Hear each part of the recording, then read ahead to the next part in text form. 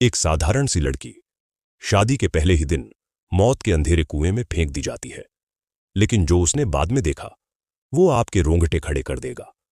आखिर वो कैसे एक खूंखार अजगर के सामने जिंदा बची, यह जानने के लिए वीडियो को आखिर तक जरूर देखिए।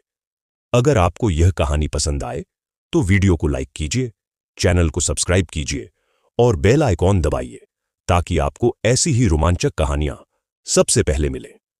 लड़की की शादी एक अमीरजादे से हुई, लेकिन शादी के पहले ही दिन उसके पति ने बेरहमी से उसे गहरे अंधेरे खड्ड में फेंक दिया। किस्मत से एक सूखी डाल से उसकी जान बच गई। होश आने पर उसने बार बार मदद के लिए पुकारा, मगर कोई जवाब नहीं मिला। उसने ऊपर चढ़ने की कोशिश की, लेकिन दीवारें बिल्कुल चिकनी थीं।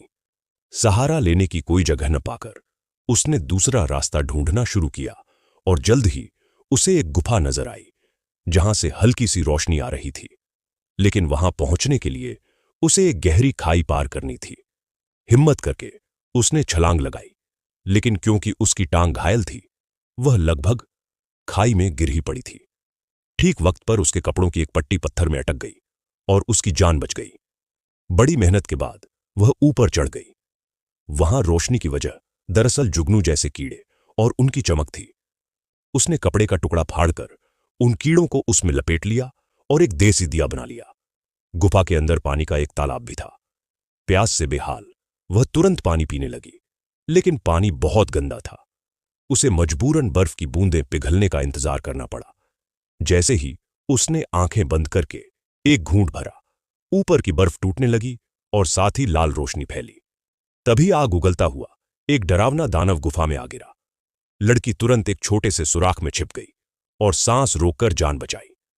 उसने दीवारों पर कुछ निशान और इधर उधर बिखरे मरे हुए लोगों के कपड़े देखे। उसे समझ आया कि यह सब लड़कियां उसकी तरह शादी के नाम पर धोखा खाकर यहां लाई जाती थीं ताकि दानव उन्हें खा सके। थोड़ी देर के लिए सुरक्षित होकर उसने खाना खाया और सो गई, लेकिन जल्द ही उसके पैरों पर रोशनी वाले कीड़े चिपक गए और उनकी चमक ने दानव का ध्यान खींच लिया। वह गरजता हुआ उसकी ओर बढ़ा। दूसरी ओर एक विशाल मादा अजगर ने 3 अंडे दिए थे। जब यह खबर राजा तक पहुंची तो उसने आदेश दिया कि इन छोटे अजगरों को नष्ट कर दिया जाए। लेकिन जैसे ही सैनिक घोंसले तक पहुंचे, मादा अजगर प्रचंड गुस्से के साथ प्रकट हुई और आग बरसाकर सब कुछ जला डाला। राजा को अपनी गलती का एहसास हुआ और उसने अजगर से माफी मांगी, मगर अजगर ने हंसते हुए कहा, एक राजा की जान से मेरा गुस्सा शांत नहीं होगा। मुझे तुम्हारी 3 बेटियां चाहिए, कुर्बानी के तौर पर। उस दिन के बाद हर नए राजा को गद्दी संभालने से पहले अपनी 3 बेटियां कुर्बान करनी पड़ती थीं, लेकिन शाही परिवार अपनी बेटियों को कुर्बान करने को तैयार न था। इसलिए उन्होंने धोखे का खेल रचाया। वे आम लड़कियों को शादी के नाम पर फंसाते और फिर उन्हें अजगर के हवाले कर देते। यह लड़की भी उन्हीं बेचारी कुर्बानियों में से एक थी। इसी दौरान उसका पिता और कुछ साथी उसे ढूंढते ढूंढते गुफा तक पहुंचे, मगर विशाल अजगर के सामने इंसानों की क्या औकात। सब सैनिक कुछ ही पलों में मारे गए। उसका पिता भी बहादुरी से लड़ा, लेकिन तुरंत दबोच लिया गया। लड़की ने यह सब अपनी आंखों से देखा। अजगर ने उसके पिता को पकड़कर उसे बाहर बुलाने की कोशिश की। पिता ने बेटी से कहा कि वह बाहर न निकले। उसने अपनी जान देकर बेटी को बचाने का फैसला कर लिया। लड़की ने देखा कि उसके पिता का सीना शोलों से फट गया और वह दुनिया से चला गया। वह दुख से बेहाल छिपी रही। तभी एक साथी के कदमों की आवाज से अजगर का ध्यान बट गया। लड़की दौड़कर अपने पिता के पास पहुंची। मरते वक्त पिता ने उसे रस्सी दी और कहा कि इससे भाग निकल और अपनी मां और बहन की रक्षा कर। लड़की रस्सी पकड़कर ऊपर चढ़ने लगी। अजगर गरजता हुआ उसके पीछे आया, मगर वह तेजी से चढ़ती गई और आखिरकार गुफा से बाहर निकल गई। लेकिन उसकी परीक्षा अभी खत्म नहीं हुई थी। वह घोड़े पर सवार होकर समुद्र की ओर भागी, मगर अजगर उसके पीछे पीछे आया। लड़की ने घोड़े को आगे बढ़ा दिया और खुद एक बड़े पत्थर के पीछे छिप गई। अजगर धोखा खाकर घोड़े के पीछे भाग गया। जब उसे पता चला कि लड़की गायब है तो वह गुस्से में पहाड़ों और जंगलों को आग लगा बैठा।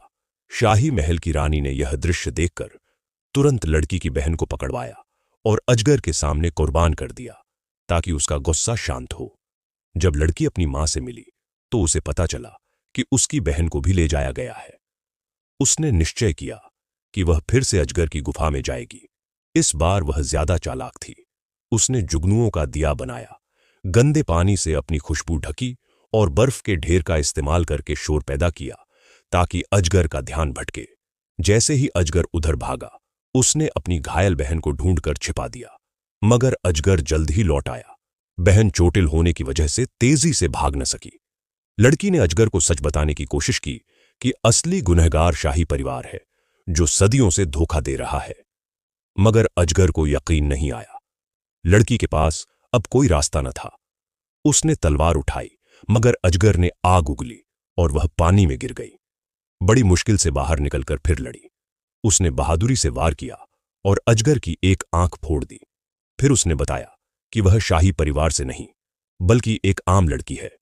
लेकिन अजगर को उसके शरीर से राजवंश का खून महसूस हो रहा था। लड़की को याद आया कि हर शादी के वक्त लड़की के हाथ पर एक निशान बनाया जाता था जिससे उसके शरीर में शाही खून मिल जाता था। यही असली धोखा था।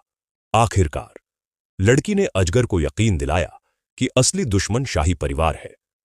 उसने उसके जख्म पर जुगनुओं की रोशनी लगाई और अजगर को जीवित छोड़ दिया। फिर वह अकेले कैले लौटी जहां एक और नकली शादी चल रही थी। उसने लड़कियों को भागने का मौका दिया। तभी रानी और उसके सैनिक हमला करने पहुंचे, लेकिन उसी समय वह शक्तिशाली अजगर कैले की दीवारों पर आ धमका और पूरे महल को राख में बदल दिया।